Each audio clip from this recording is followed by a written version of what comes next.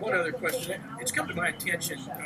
I've gotten a number of letters just recently. We've seen some recent press allegations that the IRS is targeting certain Tea Party groups across the country,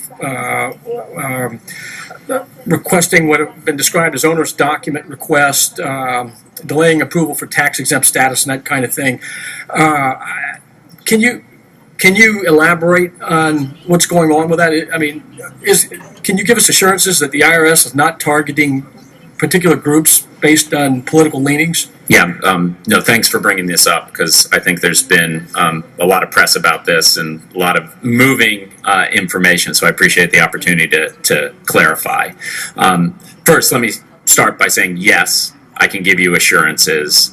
As you know, we pride ourselves on being a non-political, nonpartisan organization.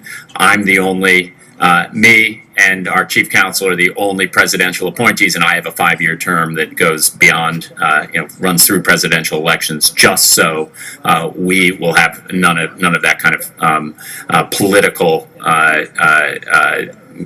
intervention in things that we do. For 501c4 organizations, which is what's been in the press, organizations do not need to apply for tax exemption. Organizations can actually hold themselves out as 501c4 organizations and then file a 990 with us. The organizations that have been in the press are all ones that are in the application process. So first of all, I think it's very important to emphasize that all of these organizations came in voluntarily.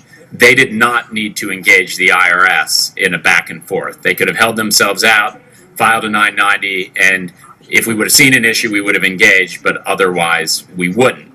The basic rules around 501c4 organizations are that they need to be primarily engaged in promoting the common good and general welfare of their community.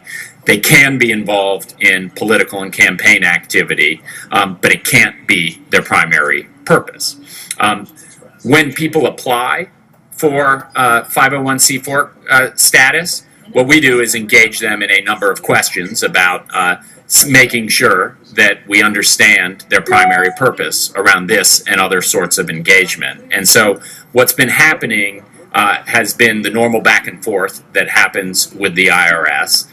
None of the alleged taxpayers, and obviously I can't talk about individual taxpayers and I'm not involved in these, are in an examination process. They're in an application process, which they moved into voluntarily. And so there's absolutely no targeting. This is the kind of back and forth that happens when people apply for 501c4 status. And finally, is it fair to say that there's been no change in IRS practice with regard to what triggers audits and so forth with regard to tax-exempt organizations as a whole?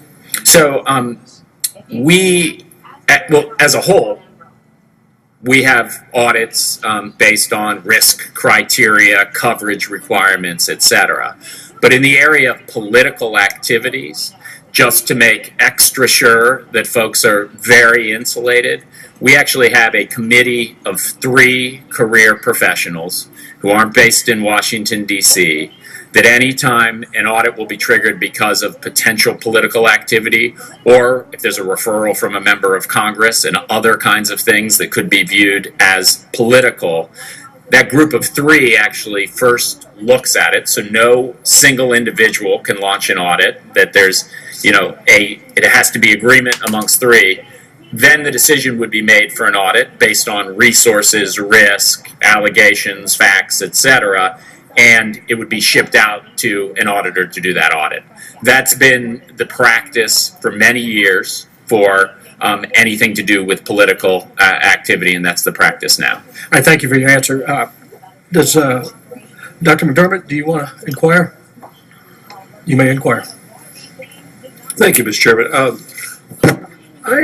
I want to shift the question just a little bit, or the issues that you've been dealing with here.